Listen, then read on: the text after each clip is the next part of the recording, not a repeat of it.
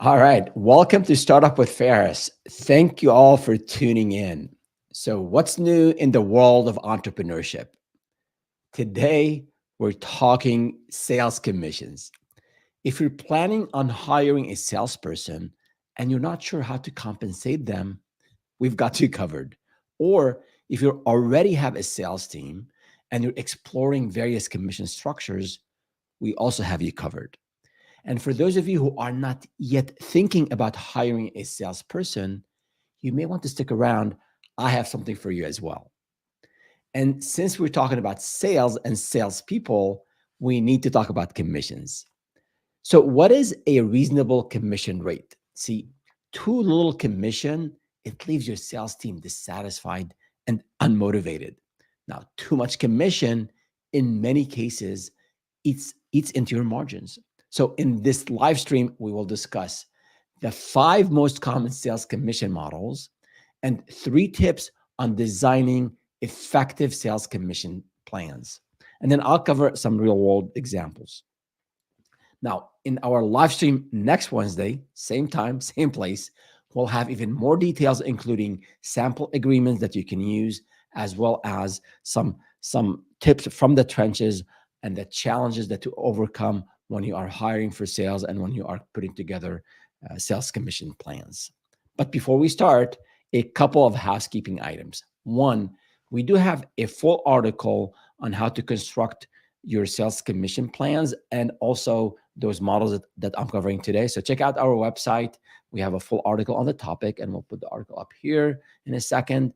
And then also, whether you're watching or listening live or tuning in later, let me know if you like what you're hearing and also what other topics you'd like us to cover. My mission is to help entrepreneurs start, grow, and scale their businesses to 7 and 8 figures. I want you to master the art of scaling your business. So if you're stuck in any area of the business, sales or otherwise, let me know. Leave us a comment here. Go on LinkedIn, connect with me, leave me a message, email me at ferris@startupwithferris.com. I'll be more than happy to answer your questions. All right. So now that we've got these administrative items behind us, let's jump right in.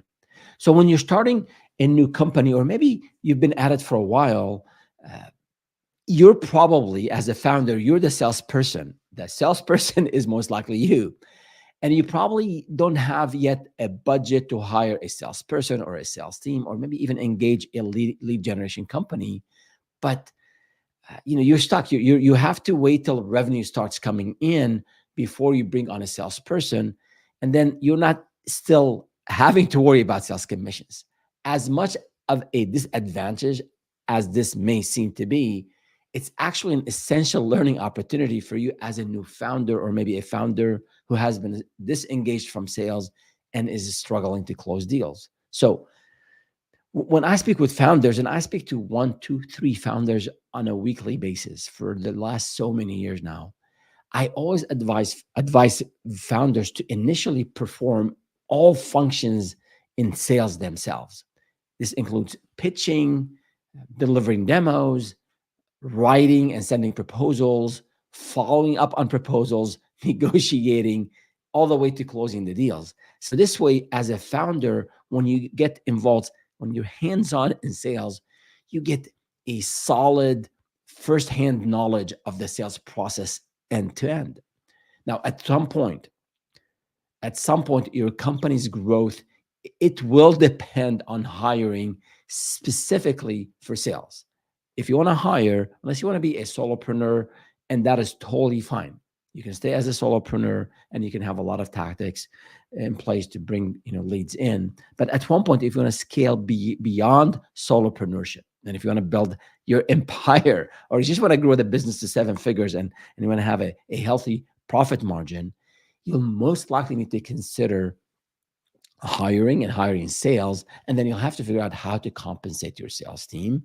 And then not only to attract and keep your top performers, but also to motivate them to deliver better and more and outstanding results. So that's really the whole idea of hiring sales and commission plans is really essential.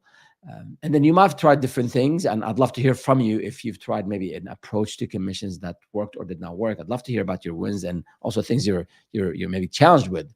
But before we get into those 5 models I mentioned earlier, I want to, for those of us who maybe are new to sales or they haven't really been around sales commissions, what is the sales commission? I hear about it, right? It's basically a performance-based bonus that rewards the salespeople for bringing in new clients and revenue. When I say bonus here, I'm using this sort of loosely. It could be commissions could be a substantial part of a salesperson total compensation. So it's not sort of like a nice bonus and a thank you note and that's it. No, the whole commission plan, the compensation plan for a salesperson could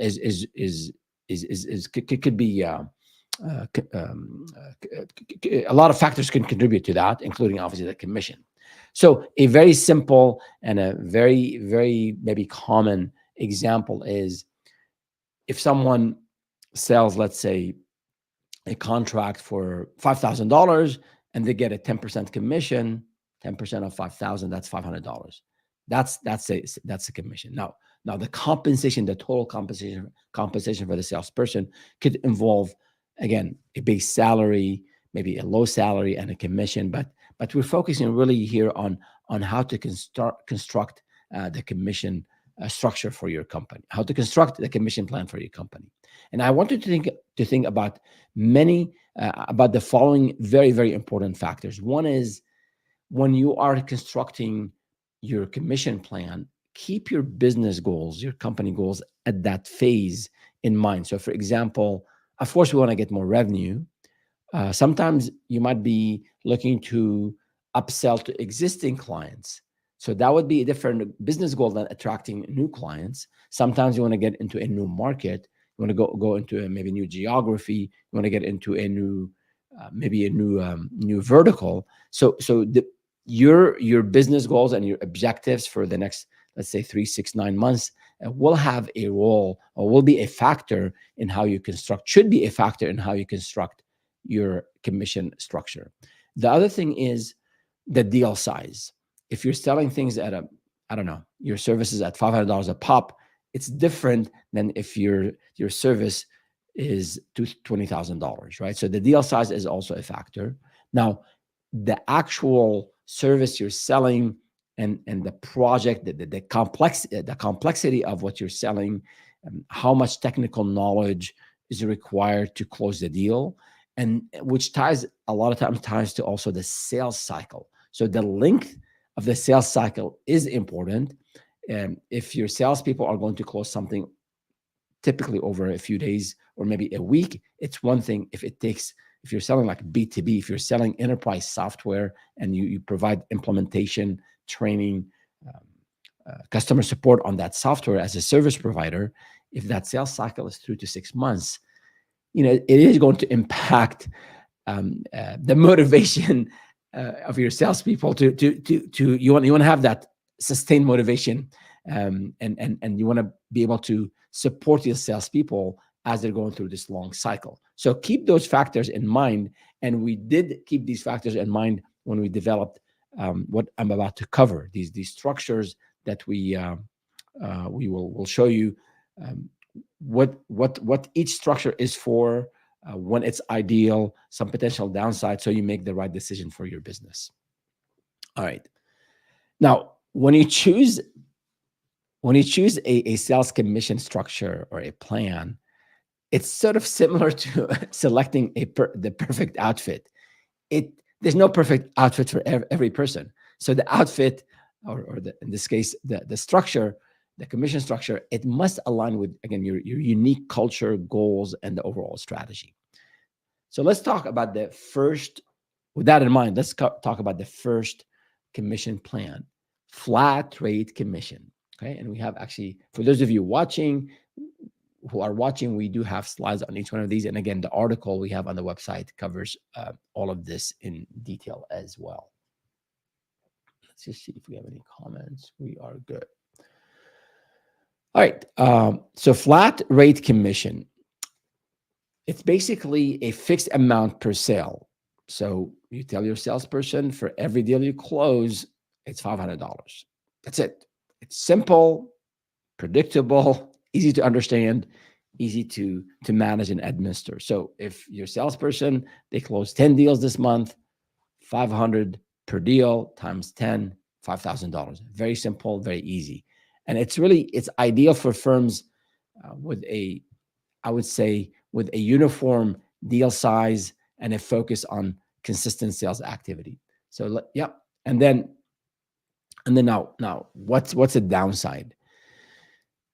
I mean, if everything is sort of equal, this might not, and if it's a fixed, fixed commission, fixed flat fee, it might not motivate your high performer salespeople because they might be able to earn a whole lot more with some of the other structures that we will be covering in the next few minutes. But before we go to the next commission model, let's see if we have some questions from our folks here. We do. Seems like flat rate would not be the biggest motivator. That is correct. I guess it's a comment more than a question.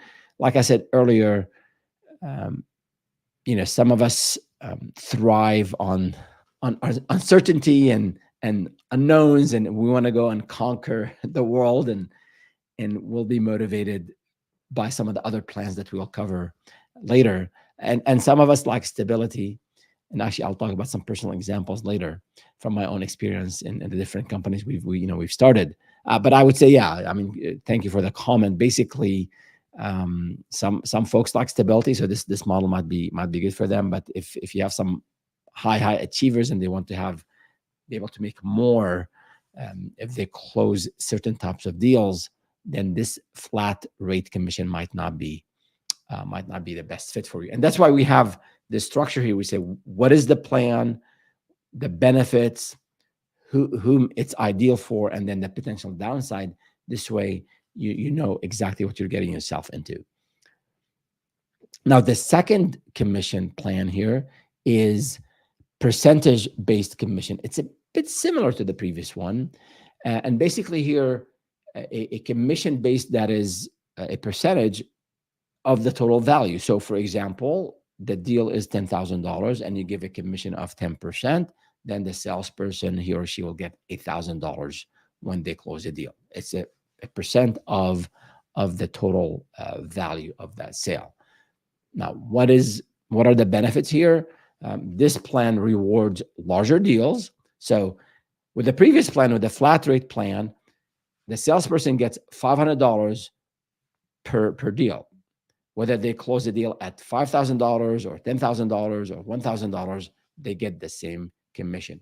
Here, if you sell at a higher price point, you get the reward is bigger. So larger deals are rewarded, and then it is in a way it's ideal for firms that have varying deal sizes, and you really want to focus on growing and selling at a higher price point. So if all the services you offer, they're all flat rate, again, this model might not be the best fit for you. But if you sell different services at different price points, this will give your salespeople more reward for closing larger deals.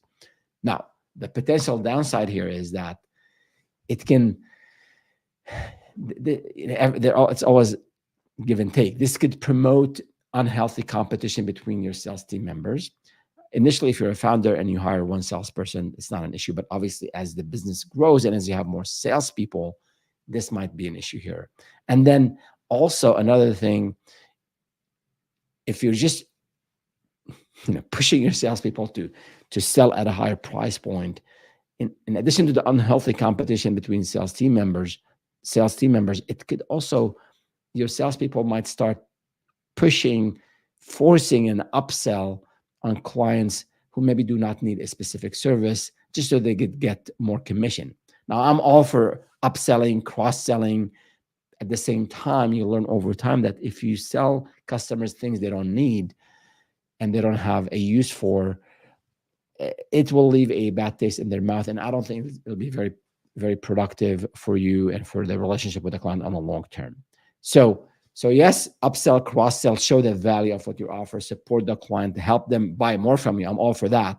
But if you just are very, like if you're laser focused on selling at the highest price point, your salespeople are incentivized by that company directive, and they want to sell at a higher price point, then you might start having customers who will not stick with you. So your retention might be problematic. Okay, and then you might not get referrals, and the word of mouth will not be where you want it to be. So that's one. That's on percentage based commission. Now the third model is performance based commission. Now this is where you're providing extra rewards for achieving specific performance targets. So, for example, if you tell your salespeople, you'll get the commission, whether it's flat rate or whether it's a percentage. That's fine. They're getting that. In addition, on top of that, you tell your salespeople, if you close 5 new clients in this new market, because it's strategic for you to go into that, to penetrate that new market, then then you'll earn an extra $500 per deal. Or if you sell, I don't know, 3 new clients that are $10,000 and more in this vertical, healthcare, finance, whatever vertical you want to penetrate, you'll get this set bonus. So performance-based now is basically adding an extra reward for achieving specific performance targets. Again, the benefits here are, it's highly motivating. It focuses the sales efforts on the business goals. And if you have, again, these specific objectives as a company, maybe again go into new markets, maybe you want to expand, maybe you want to promote a specific service that's harder to sell or that's new, people don't know about it. So you want to promote a new service, you want to get into a new market, you want to get a specific type of clientele. This might be ideal for you. Now, the potential downside, there always gives and it's always give and take there. There are always things you have to watch for. If we're very focused again on selling at a higher price point, and we might start neglecting, building long-term client relationships, because we're just so focused on selling into a specific market, and then we end up maybe not paying attention to existing relationships that we have. So that is on the third model here, the performance-based commission model. Let us pause for our next question. What do we have? Are percentage-based and performance-based similar?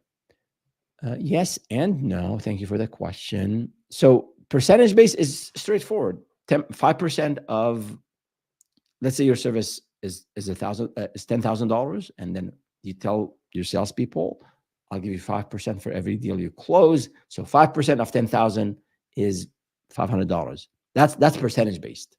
Now, performance-based is you're adding to that. So it doesn't matter what the underlying commission structure is, what it is already, whether it's flat fee or maybe percentage-based, that they're already getting that.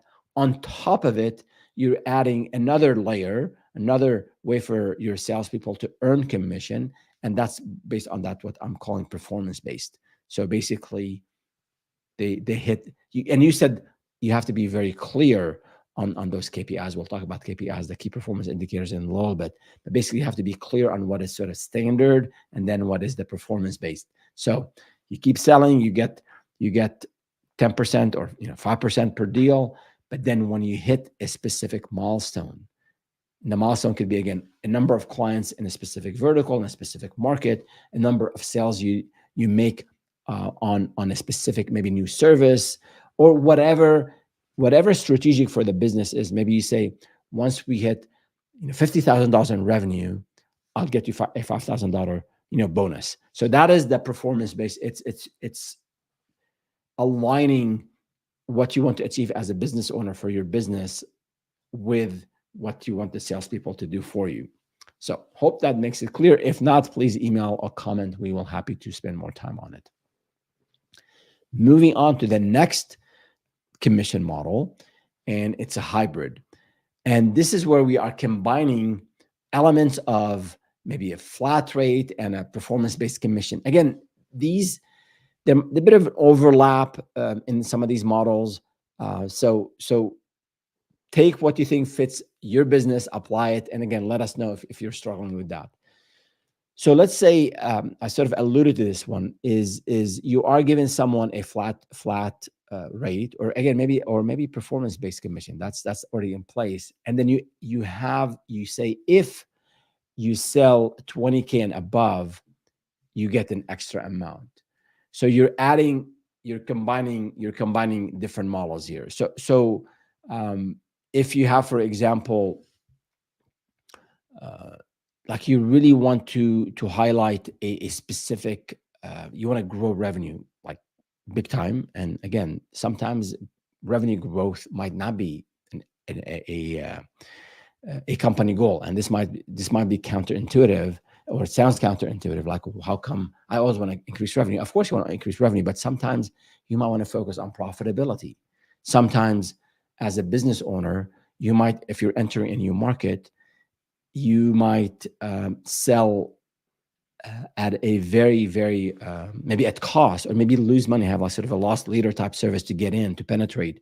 So sometimes the business objectives are not just increase revenue, increase profitability. Of course, overall, over time, you want to have more revenue, you want to have more profitability to grow and be able to support the growth with the profit you're making. And if you want to sell the business on the long run, of course, the more profitable, the more, the more revenue, the more profitability you have, the better. But at times, maybe your short term or your tactical approach to things might inform you to set up different business objectives. Like I said, going into a new market, selling a new service, maybe maybe there's a long sales cycle, right? If you're selling to government, if you're selling to larger businesses, B2B, like we used to sell. Initially we started selling to small and mid-sized businesses, very small businesses initially, and then over time we started to sell to Fortune 1000, Fortune 500. Eventually, we had clients in the Fortune 10. So the sales cycles for these bigger companies, it takes 2 months just to go through legal and procurement, right? So the sales cycle might be 6 months. So a lot of times you want to you would want to have some flexibility in your commission plan, so that you give your salespeople um, some incentive to still go after these deals. Or maybe penetrating a new market is really difficult because you don't have the references, you don't have the logos maybe in this market, you don't have the presence, the brand recognition. If you're going into maybe healthcare and you have zero clients in healthcare, the leads, the opportunities you have, the potential clients will ask you for references in their vertical. You don't have it. So a lot of times borrowing or customizing these commission models and creating something hybrid for your business to align with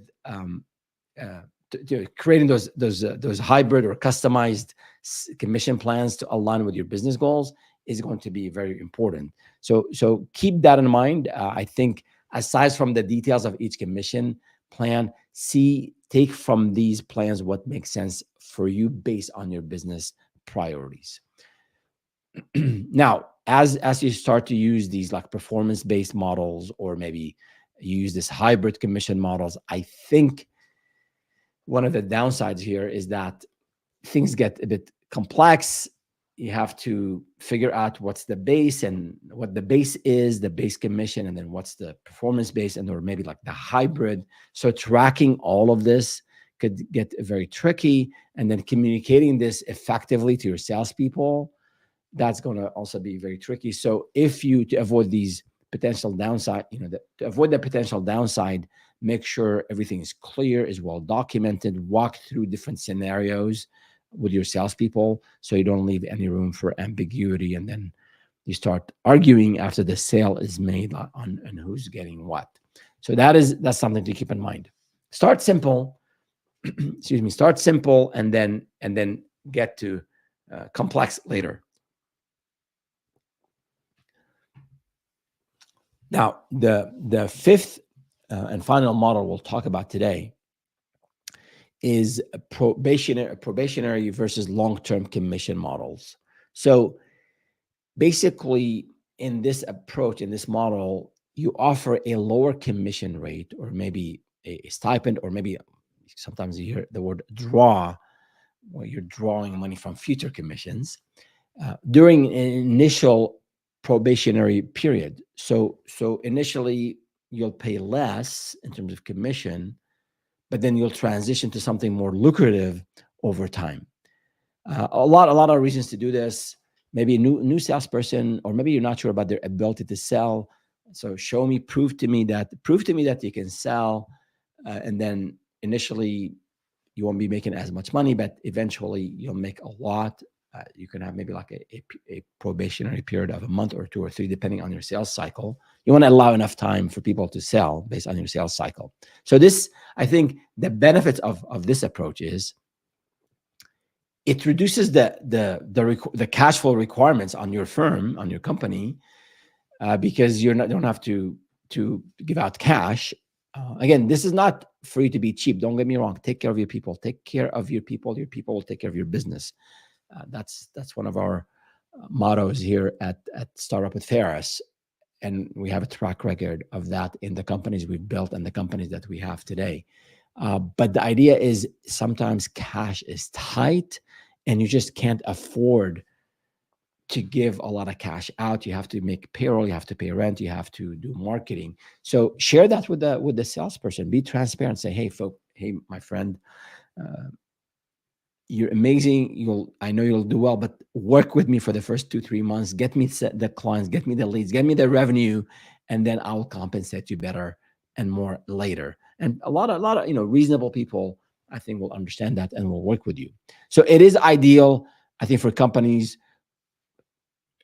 that are attempting to attract and retain talent while you're minimizing that initial financial risk.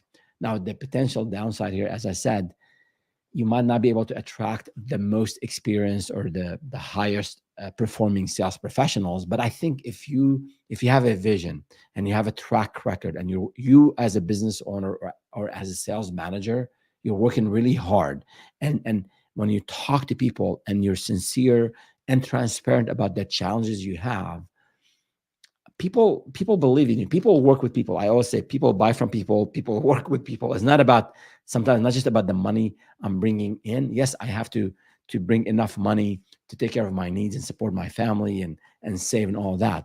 But a lot of people, when they look for that next position and they want to be part of a company, they also want to work in an environment where they're appreciated. They want to work with someone who's nice and who supports them and help them grow. So you, as a business owner or as a sales manager, it's not about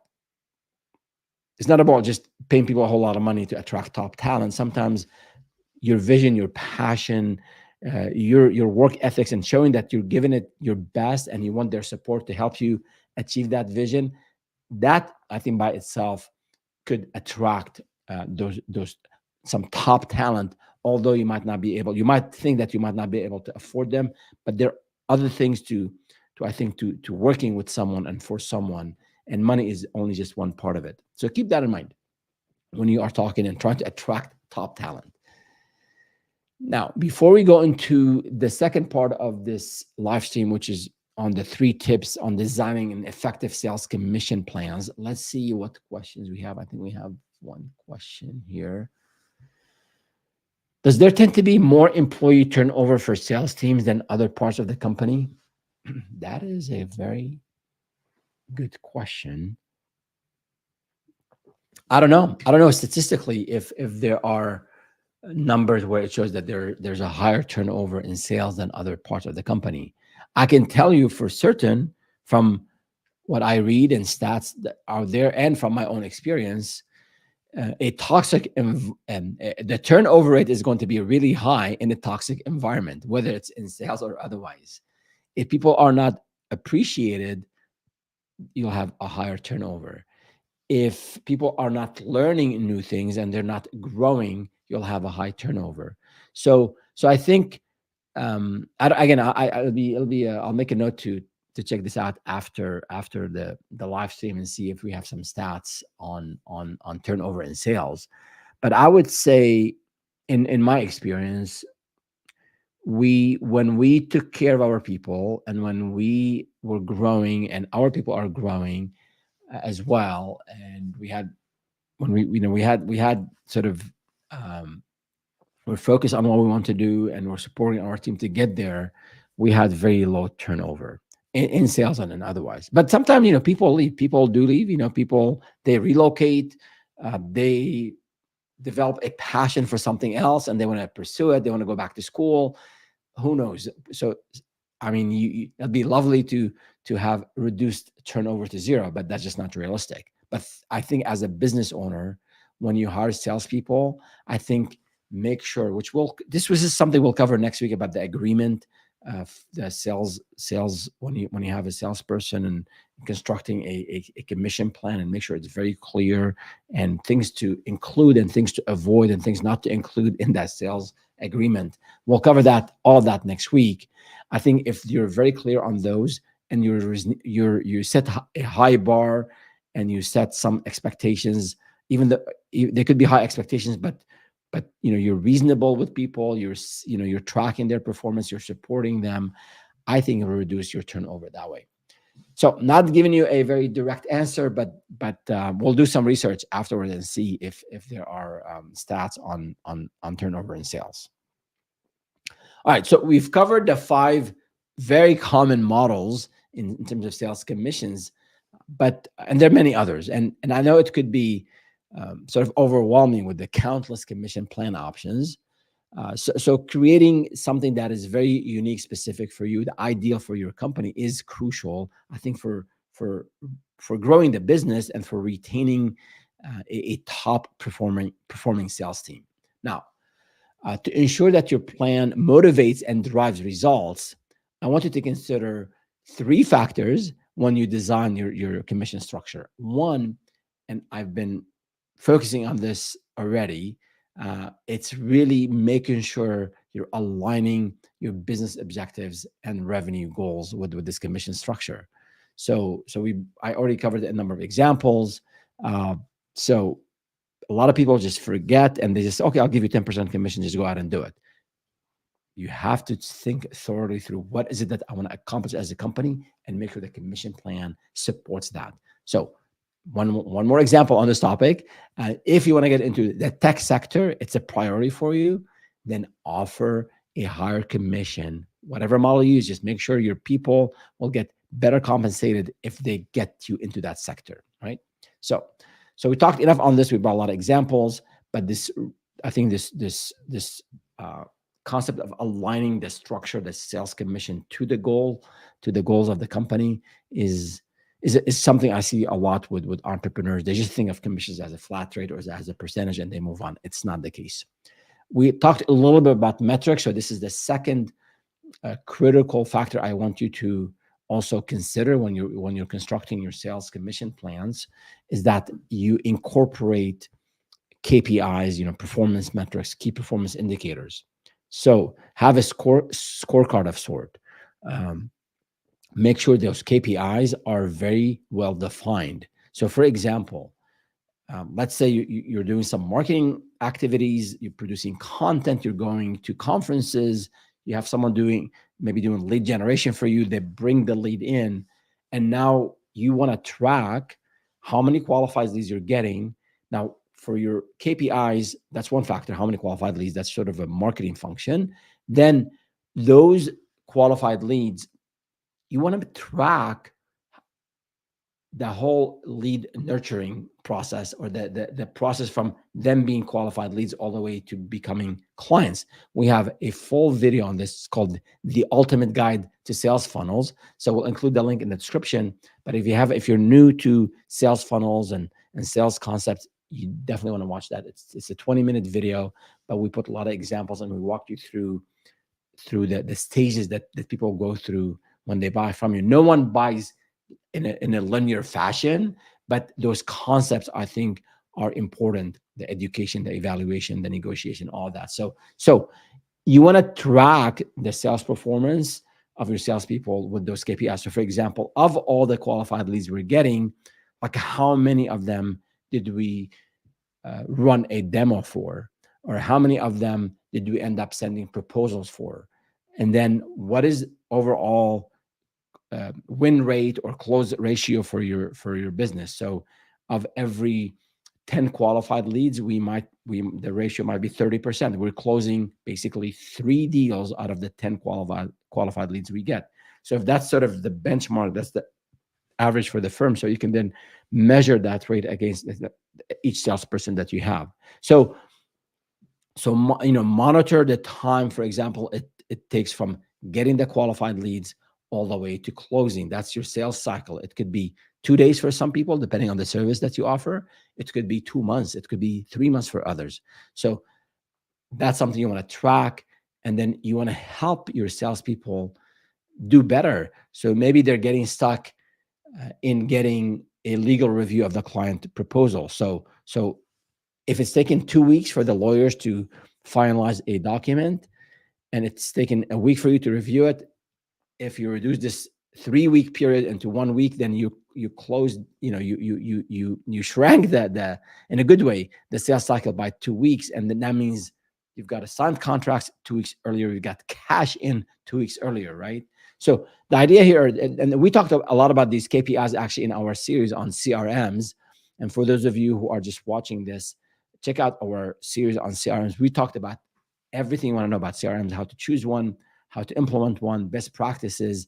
And in that series, we talked a lot about these KPIs and metrics, and having a CRM will allow you to track those metrics and report on them easily. So, but the idea here is, as you bring on a new salesperson, make sure you and she agree on specific metrics. You can say, this is our target, and then you can have some aggressive goals, and then track those goals on a weekly basis, on a monthly basis, and see how everyone is doing. And again, that communication has to be very important, which really brings me to the third and the last point before we talk about some real world examples. And that is, I wanted to ensure that there's fairness and transparency in communicating these sales plans, and then in as you manage your salespeople. So keeping your sales team informed and engaged all the time is really important. Money does weird things to people when it comes to money. So make sure you're very, very communicative. You're very open. You're very transparent. You have everything detailed in writing, and covering the commission details, the rates, the targets, when you pay someone. So for example, your salesperson closed a $10,000 deal. Let's say their percentage, the commission is 10%, so they make $1,000. Make it clear up front, when is it that the salesperson is getting their commission? Is it when the deal is signed? You write them a check for $1,000 and it's done, or you pay them maybe 50% now and 50% when you get the full payment from the client. That's really important, because we all have expectations in mind. And then if our expectations are not met, we get unhappy. It creates all sort of issues at work. So be very clear, be very transparent, and of course fair, and document all the details about commissions. And again, next week's live stream, we'll talk a lot about the commission plan agreement and what you want to include in, including some of the details I mentioned today. Also, if you have more than one salesperson, have a weekly or a bi-weekly call to review their numbers, review their deals, their proposals, where they are with their leads, and make sure you're dealing, when you have more than one person, you want to make sure you're very consistent, and you have, I don't want to say just fair, like you want to make sure you're paying the same plan, you have the same plan, the same commission plan for everyone. You can't be paying someone at one rate and another person at another rate. I mean, you can have performance-based. I think that's okay. Maybe if you have a base salary, someone who is more seasoned and more senior, you might want to give them a higher base salary. But in terms of commissions, in terms of the commission structure itself, I think having more than one commission and not doing it sort of in a in a similar fashion for all involved will cause a lot of confusion and will cause actually distrust and all sort of issues between the sales team and yourself. So those were the three areas to keep in mind as you're implementing your sales commission structure. One is to align the commission plan with your business objectives. Two, it was about incorporating performance metrics, KPIs in the plan. And third, about fairness and transparency. Now, before we wrap it up here, a couple of things I want to share with you in terms of real world examples, and just show how different consulting firms and how I dealt with or still deal with commission plans. So an example from big consulting company, Deloitte, of course, that paper performance. So their plan, it links bonuses and commissions directly to obviously how the salespeople do, but they consider things like attracting new clients, completing projects on time, and growing the overall company's revenue, of course. So you might want, one person might say, like, what does have completing projects on time to do with sales? Sometimes salespeople can be very super, I don't want to say aggressive, maybe aggressive, and because they want to close a deal, they'll add so many things to the scope. They'll agree to unrealistic time frames, timelines. Yeah, of course. You want this service done in 3 weeks, no problem. And then in reality, your delivery team needs 5 weeks to deliver. So the delivery of the service is not on the salesperson, but if you see behavior where the salespeople are just not paying any attention to the constraints that your company has, and they're just being too aggressive in just selling and not paying attention to the overall other aspects of the business, then I think that should be taken into consideration when you're doing a review with a salesperson who's maybe exhibiting this kind of behavior. But if you look at Deloitte, again, huge consulting company, right, in the billions of dollars, so it might not be very applicable to small businesses, but we can borrow concepts from others. But with that structure, from some of the stats and some of the things we've read, the workers are 20% happier, and the revenue obviously is growing for them, and the clients are also 10% more satisfied. So that's from a big company. But from my own experience, I think one factor that it took me a while to learn, but it was like, oh my God, how come I didn't think about this earlier? Is to keep your team's preferences in mind.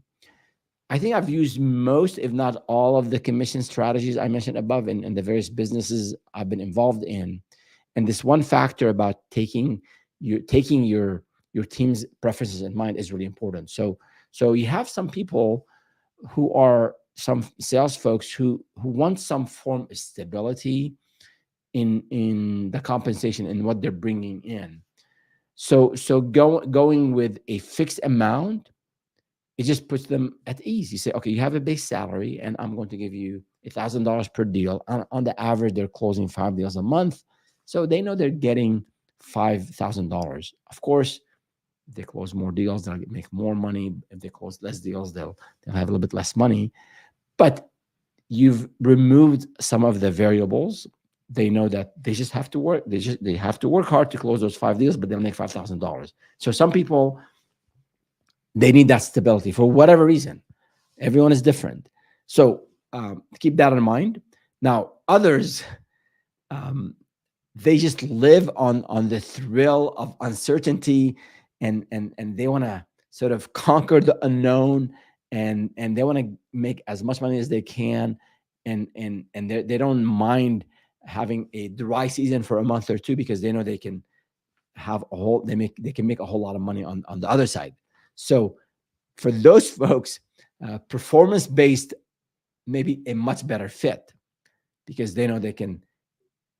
It's not their compensation is not just capped at $1,000 a deal. They can go and get $2,000, $3,000, $4,000 per deal. So as a business owner or as a sales manager, I think in my mind you should definitely consider your team preferences. Of course, you have to do what's best for the business, but if you can accommodate your team's preferences at the same time, then it's a win-win for all involved. So that is it for today. We covered the 5 different commission plans. We talked about three tips when you're implementing these plans, and then hopefully you'll join us next week as we will be covering the challenges and then solutions to those challenges when you implement sales commissions, when you put them into action. We'll also walk through uh, a commission agreement, a sales commission agreement, and what to include in it and what to avoid. And then we'll also we'll wrap up next week's session with past and future trends in sales commission, so you're aware of the latest and how salespeople and how companies are using AI to help manage and administer and predict some of the things that have to do with sales and sales commissions. So join us next week every Wednesday at 10 a.m. Pacific, 1 p.m. Eastern, where we cover a business topic for entrepreneurs and business owners, and then we answer questions that come to us from the community. And if you are liking this content, hit the like button, subscribe to the channel if you're on YouTube, or if you like to get our newsletter, you can go to startupwithferris.com. Ferris spelled F-E-R-A-S, just like my first name is spelled, and subscribe to the Daily Advisor. It is our daily newsletter where we share tips and strategies on mastering the art of starting and growing your business to 7 and 8 figures. All right, that's it for today, and see you next time.